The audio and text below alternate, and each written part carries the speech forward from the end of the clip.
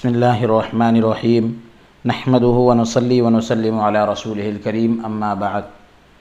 معزز سامعین اکرام، السلام علیکم ورحمۃ اللہ وبرکاتہ۔ تفسیر مظہری کا سلسلہ وار درس جاری ہے من جانب مولانا سید محمد عبد الواسع حسینی چشتی بخاری امان اللہ نورانی۔ سورہ نساء کی آیت نمبر 37 سے آج ہمارے درس کا آغاز ہے۔ اعوذ باللہ من الشیطان الرجیم، بسم اللہ الرحمن الرحیم۔ الذین یبخلون ویأمرون الناس بالبخل ویکتمون ما آتاہم اللہ من فضلہ واعتدنا للکافرین عذابا مہینا، کہ جو خود بھی بخل کرتے ہیں اور حکم دیتے ہیں لوگوں کو بھی بخل کرنے کا، اور چھپاتے ہیں جو عطا فرمایا انہیں اللہ تعالی نے اپنے فضل و کرم سے، اور تیار کر رکھا ہے ہم نے کافروں کے لیے ذلیل کرنے والا عذاب۔ یعنی جو چیز ان پر فرض ہے اس میں سے بخل کرتے ہیں۔ اس میں موصول صلہ سے مل کر، یعنی الذین اس میں موصول ہے تو یہ صلہ سے مل کر، یہ نحوی ترکیب ہے، اس سے مل کر من کان مختالا فخورا سے بدل کل ہے۔ اس سے پہلے آیت میں ان اللہ لا يحب من کان مختالا فخورا، تو اس سے یہ بدل بنے گا، اور بدل کل، کیونکہ متکبر یعنی تکبر کرنے والا، فخر کرنے والے اپنے ہم جنس افراد کے لیے، یعنی اس طرح کے جو لوگ ہوتے ہیں ان کے لیے تو تواضع پیش کرنے سے بخل کرتے ہیں، یا یعنی عاجزی انکساری پیش کرنے سے کتراتے ہیں، اس لیے کہ مختال سے بھی یہی فرد مراد ہے کہ جو بخل کرتے ہیں، تو مختال سے بھی یہی مراد ہے۔ اور جمع کا صیغہ الذین یبخلون، جمع کا صیغہ اس لیے لائے معنی کے اعتبار کرتے ہوئے کہا ہے، تو یہ بھی جائز ہے کہ مذمت کی وجہ سے، یعنی یہاں پر ان کی برائی بیان کی جا رہی ہے، اس کی وجہ سے یہ منصوب ہو، یا مبتدا محذوف کی خبر ہونے کی وجہ سے مرفوع ہے۔ جو ہم ضمیر ہے، یا یہ مبتدا ہے اور اس کی خبر محذوف ہے، جو احقاء لکل ملامہ یا احقاء بالعذاب، یعنی ہر قسم کی ملامت کو ثابت کرنا، یا عذاب کا یہاں پر ثابت کرنا مراد ہو۔ دوسری بات کہ حمزہ اور کسائی نے یہاں اسے بالبخل اور سورہ حدید میں البخل پڑھا ہے۔ الذین یبخلون ویأمرون الناس بالبخل، تو بخل کو بخل پڑھا ہے۔ باقی قرآن متن کے مطابق قرات کی ہے، یعنی بخل پڑھا ہے۔ یہ دونوں لغتیں ہیں۔ امام بغوی رحمۃ اللہ علیہ نے کہا ہے کہ حضرت ابن عباس اور حضرت ابن زید نے کہا ہے کہ یہ آیت ابن زید، حیی بن اخطب اور رفاعہ بن زید بن تابوت، اسامہ ابن حبیب، نافع ابن ابی نافع اور بحری بن عمرو کے بارے میں نازل ہوئی، جو یہودی تھے۔ یہ انصار کے پاس آتے اور ان سے میل جول رکھتے، اور ان سے کہتے کہ اپنے مال خرچ نہ کیا کرو، ہمیں ڈر ہے کہ کہیں تمہیں فقر نہ لے آئے، فقر نہ آ لے، یعنی تمہیں فقر نہ پہنچ جائے، محتاجی نہ آ جائے، کیونکہ تم نہیں جانتے کہ کل کیا ہو۔ ابن اسحاق اور ابن جریر نے سند صحیح کے ساتھ حضرت ابن عباس رضی اللہ تعالی عنہما سے نقل کیا ہے۔ اسی وجہ سے بخل سے مراد مال میں بخل کرنا ہے۔ سعید بن جبیر نے کہا کہ بخل سے مراد علم چھپانا ہے۔ ابن ابی حاتم نے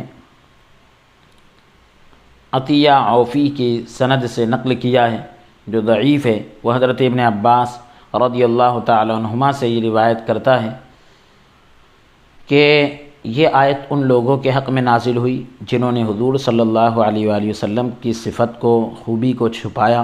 نبی کریم صلی اللہ علیہ وآلہ وسلم کی صفات سے لوگوں کو آگاہ نہ کرنا، اس سے بڑھ کر کوئی بخل نہیں ہوتا۔ اور ان میں سے بعض نے بعض کو اس کا حکم بھی دیا، ایک دوسرے کو اس کی تعلیم بھی دی یعنی۔ وَيَكْتُمُونَ مَا آتَاهُمُ اللَّهُ مِنْ فَضْلِهِ، اللہ نے جو ان کو اپنے فضل سے دیا اس کو چھپاتے ہیں۔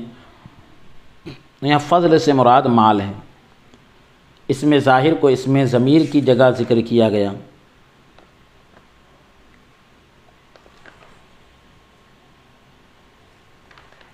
وَأَعْتَدْنَا لِلْكَافِرِينَ، تیار کر رکھا ہے ہم نے کافروں کے لیے، اس میں ظاہر کو لایا گیا اس میں ضمیر کی جگہ۔ تو اس بات کا شعور یعنی احساس دلانے کے لیے کہ جس کی یہ شان ہو کہ وہ اللہ کی نعمتوں کا انکار کرنے والا ہے، اور جو اللہ تعالیٰ کی نعمتوں کا انکار کرے ہم نے اس کے لیے یہ عذاب تیار کر رکھا ہے، عذاب مہینہ، ذلیل کرنے والا۔ جس طرح اس نے بخل کر کے اور نعمت کو چھپا کر نعمت کی تذلیل یعنی نعمت کو گھٹانے کی کوشش کی، تو اس کی تذلیل کی جو ضمیر غائب کی جگہ ضمیر متکلم ذکر کی، یعنی تیار کیا گیا یا تیار کیا ہے نہیں بلکہ ہم نے تیار کیا، متکلم کی ضمیر ہے، تاکہ عذاب کی عظمت یعنی اس کی بڑھوتری اور مزید ہولناکی کا بیان ہو۔ حضرت ابو ہریرہ رضی اللہ تعالیٰ عنہ سے مروی ہے کہ رسول اللہ صلی اللہ علیہ وآلہ وسلم نے فرمایا، سخی اللہ تعالیٰ کے قریب ہے، جنت کے قریب ہے، لوگوں کے قریب ہے اور جہنم سے دور ہے، جبکہ بخیل اللہ تعالیٰ جنت اور لوگوں سے دور ہے اور جہنم کے قریب ہے۔ جاہل سخی اللہ تعالیٰ کے یہاں، بخیل عابد سے بہتر ہے۔ اسے امام ترمذی رحمۃ اللہ علیہ نے روایت کیا۔ حضرت ابو بکر صدیق رضی اللہ تعالیٰ عنہ حضور صلی اللہ علیہ وآلہ وسلم سے روایت کرتے ہیں کہ جنت میں دھوکے باز، بخیل اور احسان جتانے والا داخل نہیں ہوگا۔ یہاں ایک حاشیے میں ایک روایت ذکر کی کہ حضرت ابو بکر صدیق رضی اللہ تعالیٰ عنہ سے روایت ہے کہ میں نے رسول اللہ صلی اللہ علیہ وسلم سے سنا، فرمایا کہ جنت میں برے اخلاق والا نہیں ہوگا یعنی نہیں جائے گا، جب دھوکے باز کو کہتے ہیں یہ ایسا انسان ہوتا ہے جو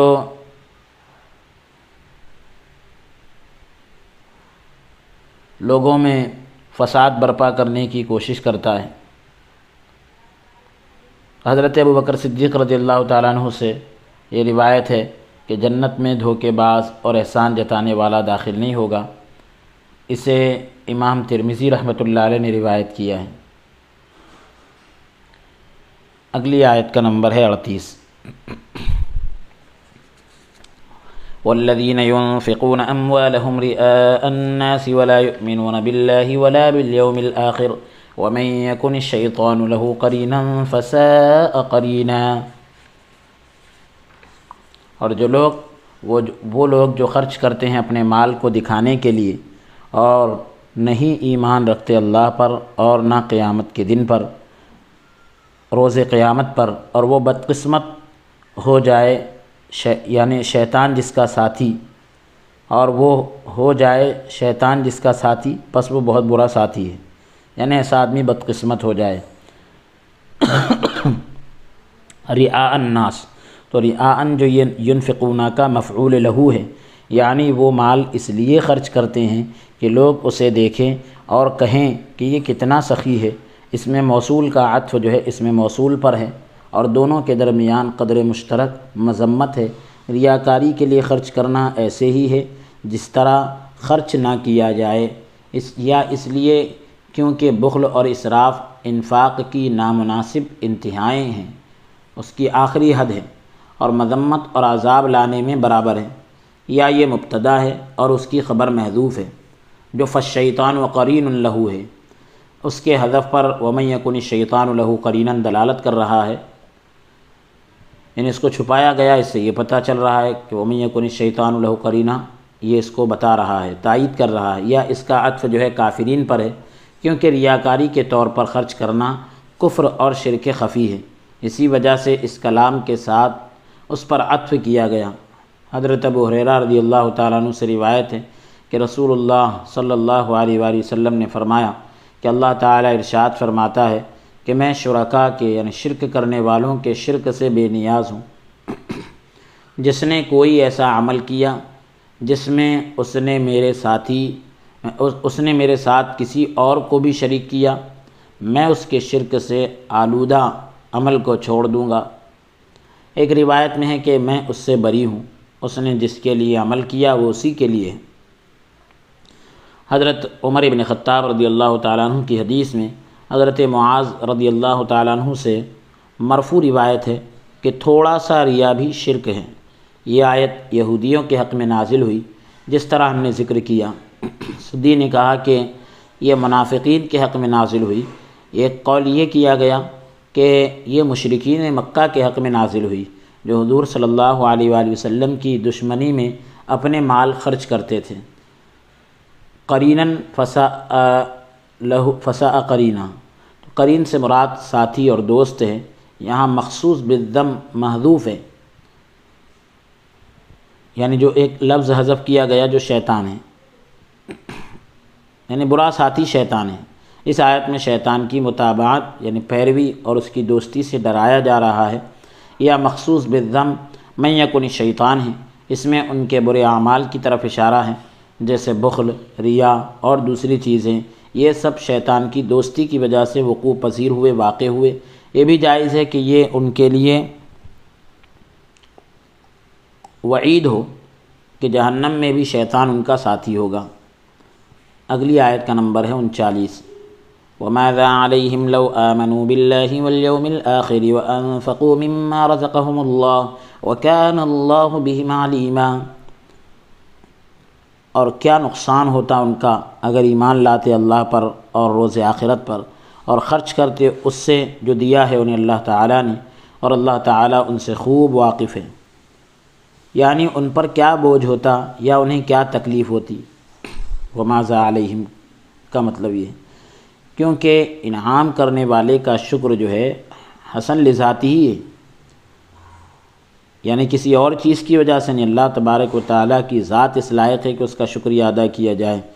یہ عقل اور نقل کے اعتبار سے کسی نقصان کا احتمال یعنی اندیشہ نہیں رکھتا، ڈر نہیں رکھتا، اور وہ اللہ تعالیٰ کی رضا کی خاطر، خوشنودی کی خاطر اس کی راہ میں خرچ کرتے، اور 10 گنا سے لے کر 700 گنا تک ثواب کی طمع یعنی امید کرتے، خواہش کرتے، یا جتنا اللہ تعالیٰ چاہتا ہے۔ وَأَنفَقُوا مِمَّا رَزَقَهُمُ اللَّهُ، اللہ تعالیٰ نے جو ان کو کثیر یعنی زیادہ مال عطا فرمایا دیا ہے، اس میں سے تھوڑا سا یعنی 40واں حصہ دے دیتے ہیں، یا چوپایوں میں، جانوروں میں اس سے بھی کم، جبکہ یہ نصاب ضروریات سے فاضل تھا، ضرورت سے ہٹ کر تھا، کیونکہ اتنا مال خرچ کرنا کسی پر بھی شاق نہیں، دشوار نہیں، اور اس میں کسی بھی اعتبار سے کوئی حرج یعنی دقت نہیں۔ ان کے اس جہل مرکب پر، انتہائی جہالت پر انہیں شرمندہ کرنے کے لیے استفہام کا کلمہ لایا گیا۔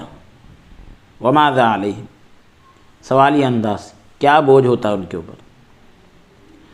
جہل مرکب اس لیے ہے، انتہائی جہالت اس لیے کہ جس میں کمال منفعت پائی جا رہی ہے، یعنی انتہائی یعنی پورا فائدہ مل رہا ہے، اس کو وہ تکلیف سمجھتے ہیں۔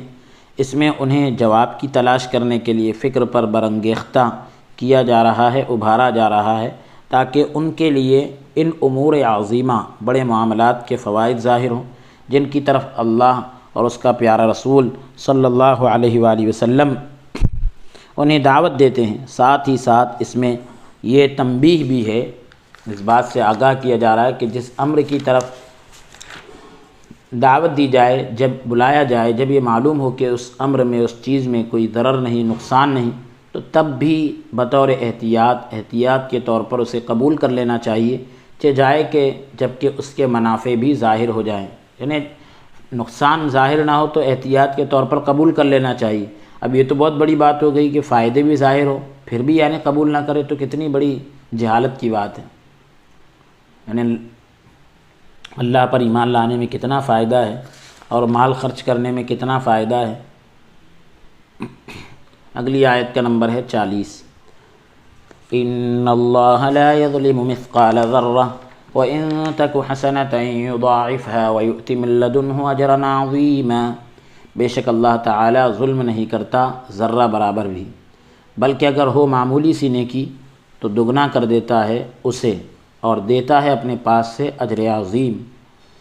مثقال ثقل سے مفعال کے وزن پر ہے، اور ذرہ کا معنی سرخ چھوٹی چینٹی ہے، لال۔ ایک قول یہ کیا گیا، ایک بات یہ بھی کہی گئی کہ ذرہ کا معنی وہ چھوٹے چھوٹے ذرات جو روشن دان سے اندر آنے والی روشنی میں اڑتے دکھائی دیتے ہیں، جن کا کوئی وزن نہیں ہوتا۔ معنی یہ ہوگا کہ اللہ تعالیٰ معمولی سا بھی ظلم نہیں کرتا۔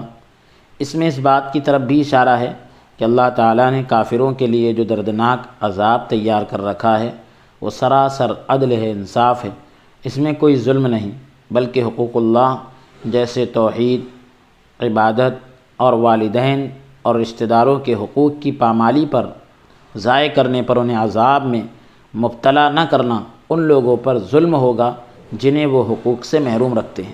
جن کا حق ادا نہیں کرتے تو ان پر ظلم ہوگا۔ یہ معنی کرنا بھی ممکن ہے کہ وہ عذاب کے اس طرح مستحق بن گئے کہ اگر انہیں عذاب سے محفوظ رکھا جائے، بچایا جائے تو گویا ان پر ظلم کیا جائے گا۔ ظلم کا معنی کسی شے کو، کسی چیز کو غیر محل میں رکھنا، اس کے علاوہ جگہ میں رکھنا اور ایسا فعل کرنا جو جائز نہ ہو۔ یہ اللہ تعالیٰ کے بارے میں متصور نہیں ہو سکتا، اس کا تصور ہی نہیں ہو سکتا، کیونکہ اللہ تعالیٰ اشیاء یعنی چیزوں کو پیدا فرمانے والا اور مالک الملک ہیں، کائنات کا بادشاہ ہے۔ اگر وہ بغیر گناہ کے بھی جہاں بھر بھی پوری دنیا کو عذاب میں مبتلا کر دے تو پھر بھی ظلم نہ ہوگا، لیکن یہاں اس سے مراد یہ ہے کہ اگر یہ فعل کسی اور سے صادر ہو، کسی اور سے ہو تو ظلم شمار ہو، یعنی اللہ تعالیٰ کی اطاعت، یعنی اللہ تبارک و تعالیٰ نیکیوں کے اجر میں کمی نہیں کرتا اور نافرمانیوں کی سزا میں اضافہ نہیں کرتا۔ امام بغوی رحمۃ اللہ علیہ نے اپنی سند میں حضرت انس رضی اللہ تعالیٰ عنہ سے روایت کی ہے کہ رسول اللہ صلی اللہ علیہ وآلہ وسلم نے فرمایا، اللہ تعالیٰ کسی بھی مومن کی نیکی کے بارے میں ظلم نہیں کرے گا، دنیا میں اس کے بدلے میں رزق میں اضافہ کر دے گا اور آخرت میں اسے بدلہ دیا جائے گا۔ رہا کافر تو اسے دنیا میں رزق کی صورت میں بدلہ دے دیا جائے گا، یہاں تک کہ جب وہ آخرت میں پہنچے گا تو اس کے لیے کوئی نیکی نہ ہوگی جس کا بدلہ اسے دیا جائے۔ اسے امام احمد اور امام مسلم نے روایت کیا ہے۔ حضرت ابو سعید خدری رضی اللہ تعالیٰ عنہ سے مروی ہے کہ رسول اللہ صلی اللہ علیہ وآلہ وسلم نے فرمایا، جب مومن جہنم سے چھٹکارا پا لیں گے اور مامون ہو جائیں گے یعنی امن پا جائیں گے تو تم میں سے کسی کا کسی بھائی کے حق میں مجادلہ یعنی جھگڑا اتنا سخت نہیں ہوگا جتنا مومن ان بھائیوں کے بارے میں اپنے رب سے جھگڑا کرے گا جنہیں جہنم میں داخل کیا جا چکا ہوگا۔ جنتی مومن عرض کریں گے، اے ہمارے رب، ہمارے بھائی ہمارے ساتھ نمازیں پڑھتے تھے، ہمارے ساتھ روزے رکھتے تھے، ہمارے ساتھ حج کرتے تھے۔ اللہ تعالیٰ فرمائے گا، جاؤ اور جنہیں پہچانتے ہو انہیں نکال لاؤ۔ وہ جنتی ان جہنمیوں کے پاس آئیں گے، ان کی صورتوں سے انہیں پہچان لیں گے۔ جہنم نے ان کی صورتوں کو نہیں کھایا ہوگا۔ ان میں سے کچھ وہ ہوں گے جنہیں آگ جو ہے نصف پنڈلی تک پہنچی ہوگی، اور ان میں سے کچھ وہ ہوں گے جنہیں آگ ٹخنوں تک پہنچی ہوگی اور وہ انہیں جہنم سے نکال لائیں گے۔ لوگ عرض کریں گے، اے ہمارے رب، جن کے بارے میں تو نے حکم دیا تھا ہم انہیں نکال لے آئے۔ پھر اللہ تعالیٰ ارشاد فرمائے گا، جس کے دل میں دینار کے برابر بھی ایمان ہے اسے نکال لاؤ۔ پھر جس کے دل میں نصف دینار، آدھے دینار کے برابر بھی ایمان ہے، یہاں تک کہ فرمائے گا جس کے دل میں ذرہ برابر بھی ایمان ہے اسے بھی نکال لاؤ۔ حضرت ابو سعید رضی اللہ تعالیٰ عنہ نے کہا کہ جو اس حدیث کی تصدیق نہ کرے، تائید نہ کرے، وہ اس آیت کو تلاوت کرے، ان اللہ لا یظلم مثقال ذرہ۔ تو جنتی عرض کریں گے، اے ہمارے رب، جن کے بارے میں تو نے حکم دیا تھا ہم انہیں نکال لے آئے۔ اب جہنم میں کوئی بھی ایسا موجود نہیں جس کے دل میں کچھ بھی ایمان ہو۔ پھر اللہ تعالیٰ فرمائے گا، فرشتے شفاعت کر چکے، انبیاء شفاعت کر چکے، مومن شفاعت کر چکے، اب ارحم الراحمین یعنی اللہ تعالیٰ باقی ہے۔ پھر اللہ تعالیٰ جہنم سے ایک مٹھی یا دو مٹھیاں لوگوں کو لے گا۔ یہ وہ لوگ ہوں گے جنہوں نے اللہ کی رضا کی، خوشنودی کی خاطر کبھی کوئی نیک عمل نہیں کیا ہوگا، یہ جل چکے ہوں گے، یہاں تک کہ کوئلہ بن چکے ہوں گے۔ اللہ تعالیٰ انہیں پانی کی طرف لائے گا جسے ماء الحیات کہتے ہیں، اللہ تعالیٰ ان پر پانی ڈالے گا، وہ یوں یعنی اس طرح نشو و نما پرورش پائیں گے، تر و تازہ ہو جائیں گے جس طرح سیلاب کے پانی سے دانہ اگتا ہے۔ ان کے جسم جو ہے موتیوں کی طرح نکل آئیں گے، ان کی گردنوں میں یہ مہر لٹک رہی ہوگی، اتقاء اللہ، اللہ کے آزاد کردہ۔ انہیں کہا جائے گا جنت میں داخل ہو جاؤ، جس کی تم خواہش کرو یا جو تم دیکھو وہ تمہارے لیے۔ وہ عرض کریں گے اے ہمارے رب، تو نے ہمیں وہ عطا کر دیا جو تو نے عالمین میں سے، کائنات میں سے کسی کو بھی عطا نہیں کیا۔ اللہ تعالیٰ فرمائے گا میرے پاس تمہارے لیے اس سے بھی بڑھ کر ہے۔ وہ عرض کریں گے اے ہمارے رب، اب اس سے افضل کیا چیز ہے؟ اللہ تعالیٰ ارشاد فرمائے گا میری رضا، میری خوشنودی، میں تم پر کبھی ناراض نہ ہوں گا۔ اسے امام بغوی نے اپنی سند سے روایت کیا، صحیحین میں اسی کے مثل، اسی کے مانند ایک طویل حدیث ہے، لمبی حدیث پاک ہے، تاہم یعنی ساتھ ہی جو ہے حضرت ابو سعید کا یہ قول نہیں کہ جو اس کی تصدیق نہ کرے، اس کو نہ مانے، وہ اس آیت کی تلاوت کرے۔ حضرت عبداللہ بن عمرو بن عاص رضی اللہ تعالیٰ عنہ سے روایت ہے کہ رسول اللہ صلی اللہ علیہ وآلہ وسلم نے فرمایا، میری امت میں سے ایک فرد کو، ایک شخص کو اللہ تعالیٰ تمام لوگوں کے سامنے بلائے گا، اس کے 99 رجسٹر کھولے جائیں گے، ہر رجسٹر جو ہے حد نگاہ تک، جہاں تک نگاہ ہوگی وہاں تک پھیلا ہوگا۔ پھر اللہ تعالیٰ اسے فرمائے گا کیا تو اس کا انکار کرتا ہے؟ کیا تیرے اوپر میرے کرامن کاتبین نے، جو نیکی اور بدی لکھنے والے فرشتے تھے، انہوں نے ظلم کیا؟ بندہ عرض کرے گا اے میرے رب ایسا نہیں۔ اللہ تعالیٰ ارشاد فرمائے گا کیا تیرا کوئی عذر یا کوئی نیکی ہے؟ وہ آدمی مبہوت یعنی ہکا بکا ہو جائے گا، حیرت میں پڑ جائے گا، عرض کرے گا کوئی بھی نہیں۔ اللہ تعالیٰ فرمائے گا ہاں تیری ایک نیکی میرے پاس ہے، آج تجھ پر کوئی ظلم نہیں کیا جائے گا۔ ایک پرزہ نکالا جائے گا جس میں اشہد ان لا الہ الا اللہ وان محمد عبدہ ورسولہ ہوگا۔ اللہ تعالیٰ ارشاد فرمائے گا اپنے اعمال کے میزان یعنی جہاں تولے جا رہے ہیں اعمال، اس کے پاس حاضر ہو جا۔ وہ عرض کرے گا اے میرے رب اس پرزے کی ان رجسٹروں کے سامنے کیا حیثیت ہے؟ اللہ تعالیٰ ارشاد فرمائے گا تجھ پر کوئی ظلم نہیں کیا جائے گا۔ پھر اس کے رجسٹر ایک پلے میں اور وہ پرزہ دوسرے پلے میں رکھا جائے گا، رجسٹروں والا پلہ اوپر اٹھ جائے گا، پرزے والا پلہ جھک جائے گا۔ سنن ابن ماجہ میں یہ روایت موجود ہے ابواب الزہد کے اندر۔ فرمایا اللہ تعالیٰ کے نام پر کوئی چیز بھاری نہیں ہو سکتی۔ اسے ابن ماجہ، ابن حبان اور حاکم نے روایت کیا، حاکم نے اسے صحیح قرار دیا۔ ایک قوم نے کہا کہ اس کا معنی یہ ہے کہ اللہ تعالیٰ خصم کے لیے، خصم پر یعنی مد مقابل کے لیے، کسی بھی جھگڑا کرنے والے کے لیے ذرہ برابر بھی ظلم نہیں کرے گا، بلکہ اس کا حق اس سے لے گا، اور ذرہ برابر بھی ان پر ظلم نہیں کرے گا، بلکہ عمل کا بدلہ دے گا اور اس کے اجر میں کئی گنا اضافہ کر دے گا۔ وَإِن تَكُ حَسَنًا، تو یہاں پر خلاف قیاس تکن کے آخر سے نون جو ہے حذف ہے، ہٹا دیا گیا، تکن کے بجائے تکل آیا گیا۔ اس نون کو نون اعرابی کے مشابہ اس کے جیسا قرار دیا گیا، اور نون کے حذف کے بعد بھی اس واو کو دوبارہ نہیں لوٹایا گیا، جسے اجتماع ساکنین، دو سکون کی اکٹھا ہونے کی وجہ سے حذف کیا گیا۔ یہ دوسرا خلاف قیاس ہے، خلاف قیاس امر ہے، گویا انہوں نے اس کے اخیر میں حرف علت کو اس لیے دوبارہ ذکر نہیں کیا تاکہ اس شبہ سے بچا جا سکے کہ حرف جازم، جزم دینے والے حرف کے باوجود آخر میں حرف علت موجود ہے۔ حجاز مقدس کے قراء نے حسنہ کو مرفوع پڑھا ہے، حسنتن پڑھا ہے۔ اس صورت میں کانا تامہ ہوگا اور حسنہ جو ہے اس کا فاعل ہوگا۔ باقی قراء نے اسے منصوب یعنی حسنتن پڑھا ہے، کیونکہ یہ کانا کی خبر ہے اور کانا ناقصہ ہے، اسم کی ضمیر مثقال ذرہ کی طرف لوٹ رہی ہے۔ سوال، پھر ضمیر مؤنث کیوں ذکر کی؟ تو جواب یہ ہے کہ خبر مؤنث ہے، اس کا لحاظ کرتے ہوئے اسم کی ضمیر مؤنث ذکر کی۔